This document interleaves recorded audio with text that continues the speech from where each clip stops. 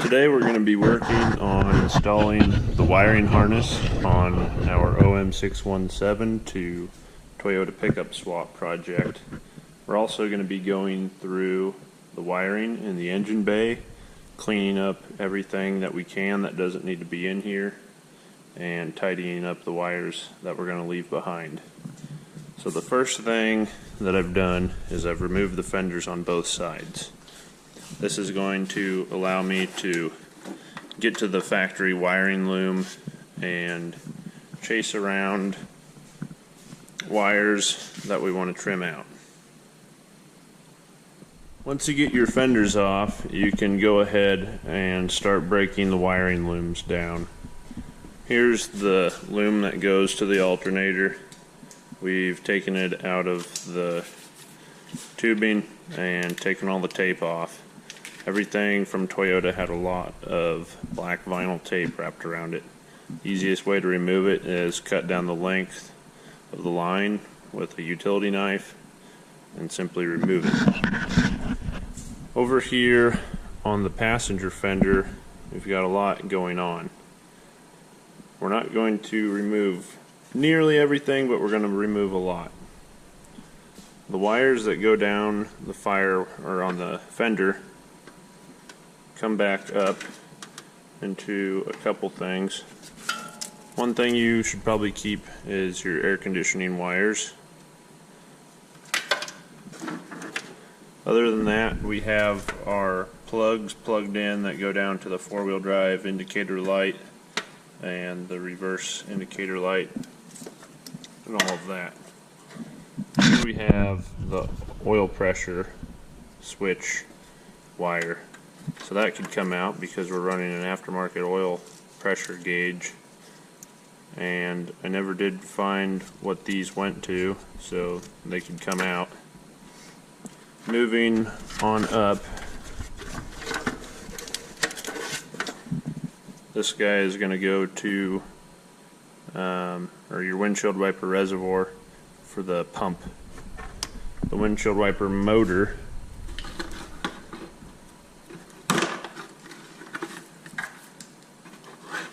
is this black plug here with the 4 blue wires coming out of it. This green plug, however, can come off, so you can remove the tape, strip those wires out. All of this stuff, all of these green plugs, here's a blue one,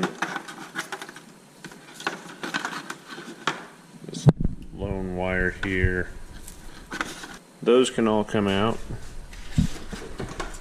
And the easiest way to do that is when this module for the fuse assembly is sitting on the firewall.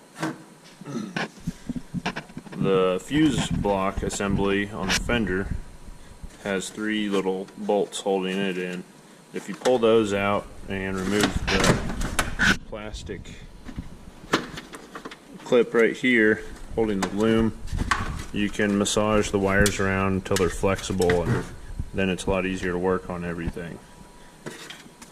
So I'm going to cut that out, and then I'm going to come back because it'll be easier for you to see what we have left to trim out at that point.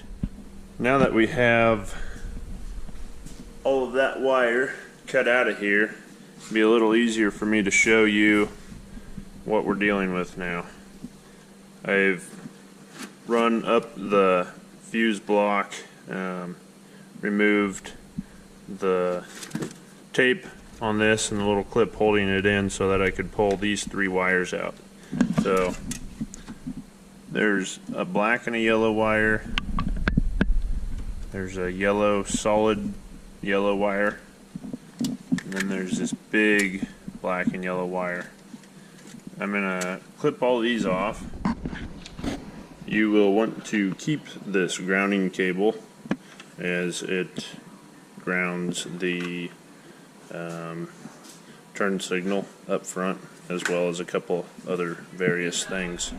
Looking at the rest of this wiring mess, basically what we have left is our air conditioning ends. This piece, which the Chilton's manual is calling either the ignition switch or the ignition relay, and based off the looks of it, I'm guessing it's a relay, but if you unplug that, the motor will not start. The starter doesn't engage. So leave that on, and then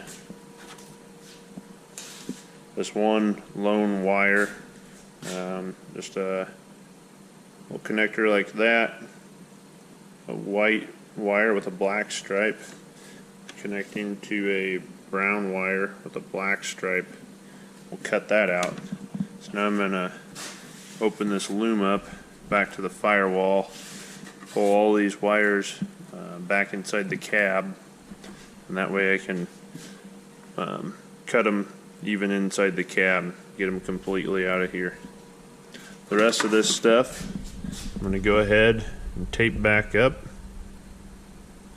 and then we'll move on to the driver's side with the wiring kit.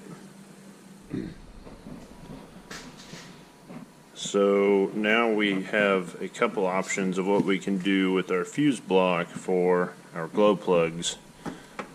One option is to use the stock alternator wire that goes to the B+ terminal on the alternator. From the factory, this is going to be linked up to a fuse in the fuse block that is rated at 80 amps. This is what that fuse looks like. If you do that, you'll just have to take a splice link such as this and run your alternator wire over here, splice that on, and you're done. Option 2 is you can go buy another one of these fuses, which they're kind of odd, and it'll actually fit down in on the other side here. The cool thing about that is the diesel trucks came with a fuse here, so it's really already built in for the glow plugs. That's what it was used for. So you can put that in and split the wires up on this reverse side here. The way it was set up was like this. They had both alternator wires on one fuse. If you want to retain this thick wire for the alternator, you can come in here and split this apart and use the smaller wire, add in a second fuse, and this smaller wire is the bottom horizontal pin in this plug. So when you plug that in, it comes over here and it's this white wire in this plug, and that's what this would plug into, is the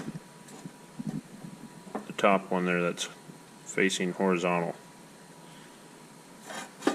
So basically your options are run the smaller wire with a new fuse and you get to use the plug, or if you want to just use a spliced link, you can use the thicker wire, and then you'll just have to run a new wire from the battery down to the alternator. Here is the factory 22R alternator wiring end. This is what we're going to use for our OM617 wiring harness. So this orange plug on the back, you take a pick and work your way around it. That'll actually come out. You want to make sure you have the wires coming down straight. Just slowly work that around until you get that all the way out. So that's what provides your nice waterproof seal there. Just slowly work that back.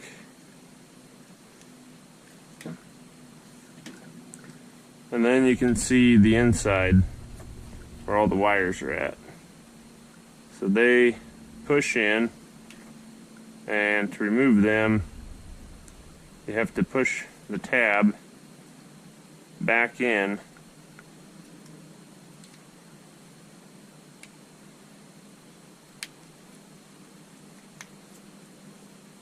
and then they come out. So this little tab right here is what locks that in.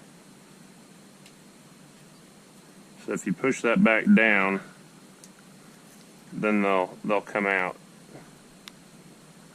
So you can actually take all 4 of these out.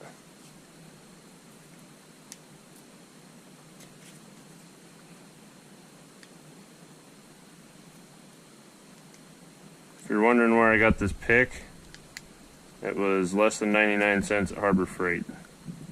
Highly recommend grabbing a pair.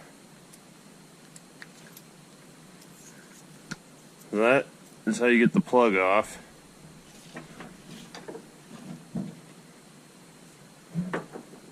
You have 2 options for getting the waterproof grommet off. You can cut all these ends off, or you can try sliding it through, but you're gonna risk cutting up the plug if you go that way.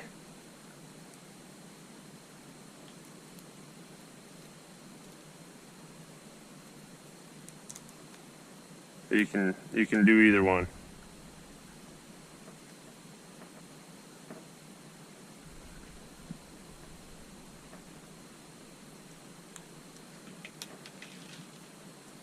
The trick to getting it off over the male terminals is to stretch it over the little ear tabs and then pull it off. Now you'll take your new wiring end supplied in the kit, put the grommet over it, and then it'll literally just slide into the OEM wiring plug.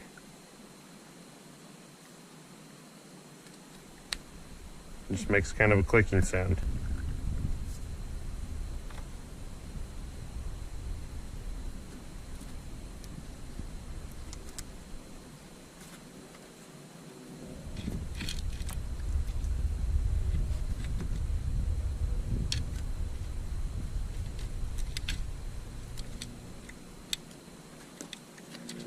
Once you have both of those in, you can slide this grommet back down.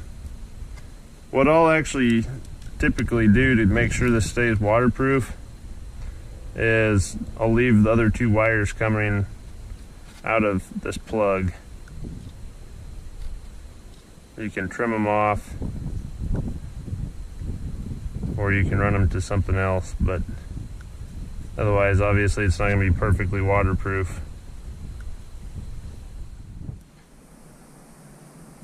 Now that we have all of our wiring untangled and untaped, we'll plug in what we need.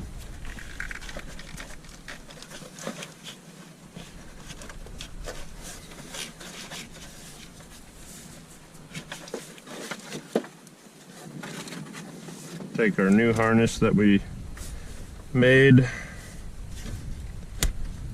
plug it in like so. So now you can see really what's going on here. You have this coming over from the battery. This was really built for the alternator. So this big thick white wire here would be your B+ wire off your alternator. That's what is going to crimp on to the big red wire coming out of the Mercedes glow plug relay. The red small wire is your switched ignition wire with 12 volts. So that feeds our ignition 12 volts to our bus bar here to control all of our relays. This ground wire would have been a ground for the alternator. Now it goes to nothing. So you can actually take this connector apart with the female ends, and you can remove that if you want. If you really wanted to clean things up, you could even remove this yellow wire out of both of these. And then if you really wanted to clean stuff up, you could even remove the yellow wire from the back of this plug here and take it back. But what we'll do right now for simplicity is cut that off.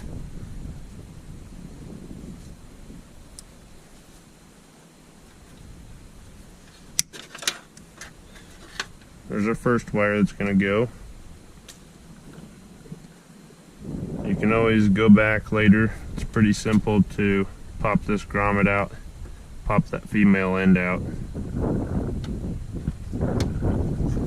So now, working our way back through the fender, it's just this real simple little plastic clip here.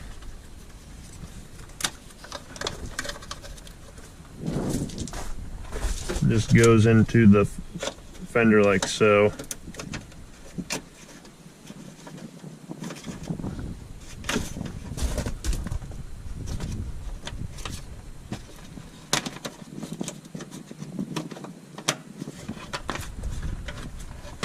So now you can see what we have coming out of the fender. So these 3 wires we're going to keep. That's going to go to the dash for the battery meter and the ignition wire. Then we have this shielded gray wire, which I think is kind of cool. I'm not sure what that would have went to, but mine was all taped up from the factory. Just going to basically kind of thin this out 1 wire at a time. The wires that we want to keep, that we have left to find, are simply our turn signal and our corner lamp. It's kind of all braided in there. So make sure you're careful. Don't cut your light wires. Everything else can come out though. When doing the OM617 low plug relay wiring on a V6 3-liter Toyota pickup, you're going to get simply one of these yellow crimp-on connectors. Now here's a naked V6 engine bay, and you can see there's the OEM plug that plugged into the alternator, and then there's the battery cable for the alternator B+ terminal. The wire hookup's relatively simple on this. You're going to cut the end off this battery terminal.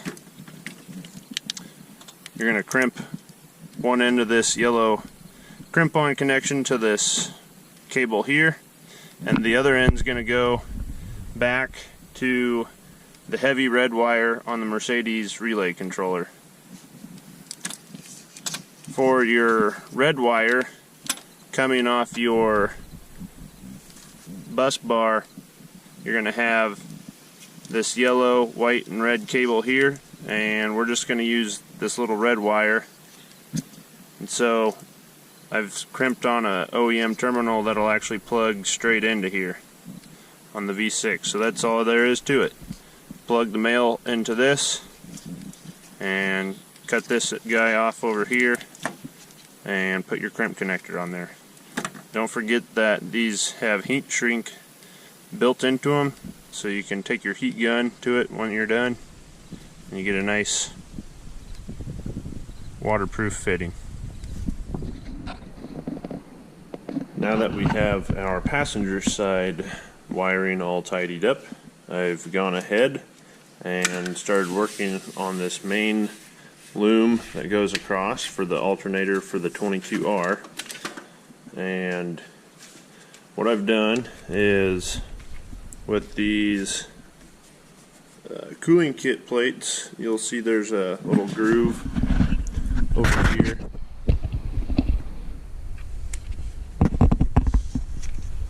on each side. That's for this loom to sit into. We'll just push the loom into there, it'll fit snug, and that'll keep that in place there. And then you'll see these 3 holes, and that's for the factory wire loom clips, which I've lost mine, so I'll have to find some new ones, but those will actually just clip into there, and that way it keeps the loom up safely from falling into the radiator fan. When you get to this side, you push that in, that'll keep that up nice and tight. Then coming over here, getting to our wiring harness, we've gone ahead and done the same thing over here where we took out all the wires we don't need. I've unwrapped the tape off the factory loom, cut my wires here, pulled this grommet out of the firewall, went inside the cab. It's pretty tight to work in there. Give you a shot of what it looks like. It's to the point where if you're going to want to remove that wiring, you actually have to remove the entire dash. So that's going to include this piece up here, all of the trim, and then this entire piece that spans the width of the entire cab. So if you do that, you can come up and take that loom and route those wires all the way back to where they end. We're not going to get that extensive with this though, so just went by a rule of thumb where you stagger your cuts, and we'll tape this all back off, and that really lightened up this loom. For the relay controller, we actually have 2 holes here that are going to line up perfectly without any modifications required, that you can mount this guy. These mounts will actually slide up and off. To do that, you'll want to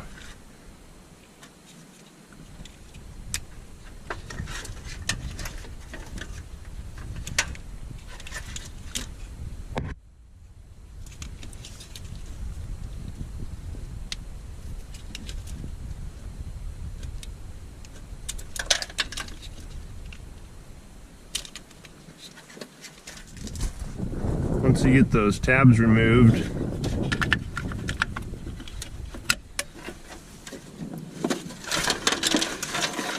you have a couple different options.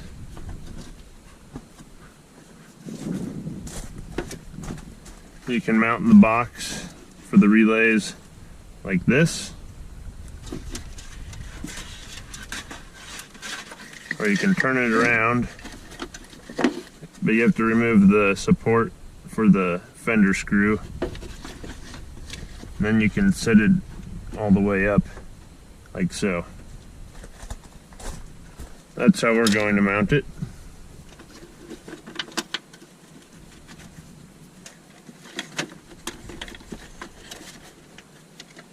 And now you have a nice sleek way to mount your relay box there. Next we're going to go up where this old bracket was with our bus bar. What I like to do with the bus bar, and this is totally up to you, but I'll take a socket head cap screw. This is actually the same one used for the oil pans. There's 2 mounting holes in the center of the bus bar. You have to drill both of them out. There's a through hole and then there's a counterbore hole. So you have to drill the through hole out so that this can go all the way through it, because it's too small from the factory. And then you have to increase the bore because it's also too small. Once you get that done, it'll drop right in there. If you try to go behind the relay controller, you just run out of room. The only way to make that work is if you slide the relay controller out and use the tabs on the other side. To get it to fit with the relay box in is to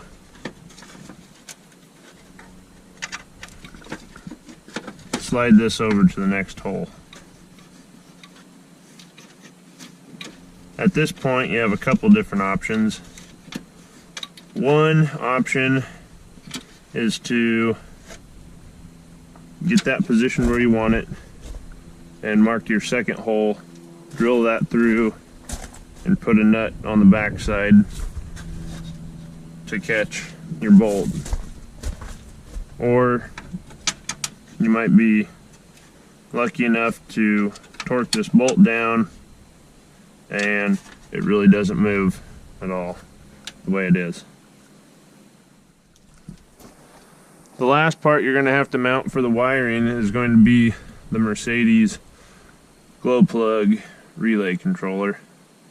So we caught one of these factory weld nuts with some factory hardware, and then again you'll probably want to drill another hole through on the other side of that tab and catch it with a nut here on the back side, and at that point it'll be pretty solid. Now if you're going to go that route, you do have to mount it how we have it set up here, using the inside two holes of the relay box. So it's up to you. Otherwise you can move it somewhere else and tuck this closer up to the fender. You just won't probably have any factory options. You'll end up having to drill a few holes. Not a big deal though. Other connections you got to make, pretty self-explanatory ones, are the blue wire with the butt connector goes to the blue wire from the Mercedes control box for the glow plugs. Same thing with the red and the brown. Other wires that you have to connect are these two black wires with the butt connectors on those. You have to route those to your electric over air solenoid, and then the other side of the electric over air solenoid has to go to your vacuum line coming off your brake booster and your vacuum pump. You'll put a T in for that and run an air line down here to the back side of the injection pump. And that'll allow you to kill the motor using the key and the ignition. The last two wires that we have to deal with are the long blue and green wires. So we've already routed those into our factory loom through the firewall. And now we have those here in the cab.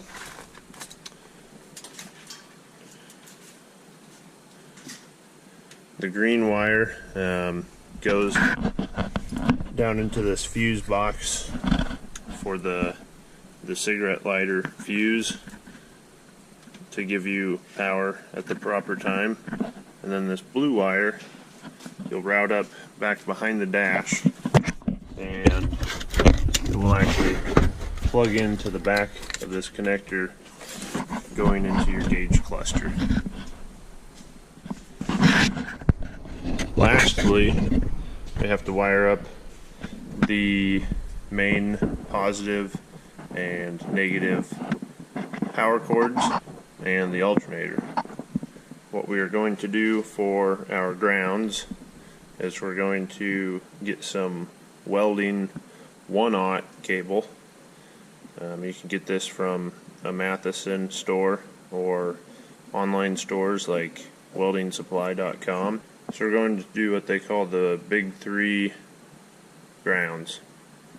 From body to frame, from frame to engine, from engine to body, and then of course from your battery to one of those connection points. The easiest and shortest way to do it is run from the one of the alternator studs on the Mercedes down to the frame. There's a bunch of factory weld nuts down there, and then right here we have a good spot with a weld nut on the body, and then we'll just run one quick wire from the battery down to the engine. The engine's probably the most critical because you're trying to get a good ground for your glow plug connection. One big issue that people may have when trying to start this engine in the cold is undersized grounds and positives. To fix that, you simply run these new wires and you'll get plenty of power to the starter. The other upgrade you can make is the cold weather option starter for the Toyota. It's got a 1.4 kilowatt output instead of the standard 1 kilowatt, which that makes a big difference. And lastly, we have to wire our alternator. Unfortunately, I don't have the new alternator in just yet, but what it entails is there's two wires coming off of it. One is your main battery wire, so that's what this wire here is going to be. The other wire is the trigger wire, and so for that you can take this yellow wire out of this factory alternator loom. You can actually pull it out of this plug if you want. You pull it all the way back out, put a ring terminal on it, and some of them have ring terminals, some of them have spade terminals, but then you can run that down there to the alternator. And from what I can tell with the Saab alternator is it'll either be activated by the yellow wire once it gets voltage from that, or it'll start charging at a specific RPM, kind of like a GM alternator. So the main thing you want to make sure is that you don't have power going to the alternator all the time when the key is off, or it'll drain your battery. So make sure that the yellow wire going down to it is only hot when the ignition's on. The other terminal you'll see on that alternator is a W terminal, and that can be used to power your tachometer if you're going to use a tachometer signal adapter from the alternator. Dakota Digital sells that adapter. You can get that on Summit Racing or on Dakota Digital's website, and you simply run that wire from the alternator up to the cab into that connection box, and that'll give you the signal you need. Now we're getting ready to install our glow plug weight light wire. So we've run the blue wire along the fender into the cab with this end on it, and now we're going to figure out which gauge cluster light we want to illuminate for our wait to start. You have lots of options on the back here with unused lights, and the easiest way to figure out which is which is take the bulbs out of the back and just take a LED light and you can actually see them light up. So we're going to go with this check engine light. That light is number 4 down. It's the smallest. It's the bottom of the smallest. So what you do to find out which pin to plug it into is you follow this little green trail on here, and we'll follow it up, and it's going to be the furthest in on the smaller side of the blue connector. So now we take our blue connector here and our blue pin, and it's going to be this furthest in one on our left, now that we're looking at it. So all you do is take the connector,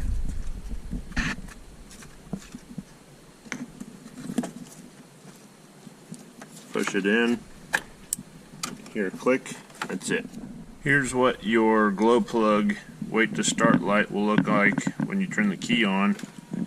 It'll be that check engine light there, and it goes out when you can start it. Now you can see how we've cleaned up the wiring on the Fender. We added in a little bit of auxiliary wiring, some grommets through the Fender wall here, taped everything back up, and then coming in here, cleaned a lot of this up, just tape it up, tie it up out of the way. We got a little bit left to go, but it looks a lot cleaner now than when we started. And here you can see all of the wiring on the passenger fender. So that pretty much wraps up the wiring for the OM617 to Toyota pickup swap. It's a pretty simple wiring job. It gives you the opportunity to actually gut out and remove a lot of the factory Toyota wiring plugs and clean up the engine bay quite a bit. You see we got some extra stuff going on here, but it's all aftermarket stuff and unrelated to the swap. The more of these swaps I do, the more I learn about the factory wiring options, and the more I will improve the wiring harnesses as I move along. So if you have an older kit and it doesn't exactly match this, it's because I've made upgrades, and we're always trying to improve on the wiring kits we offer. So thanks for watching, and we'll see you for our next install.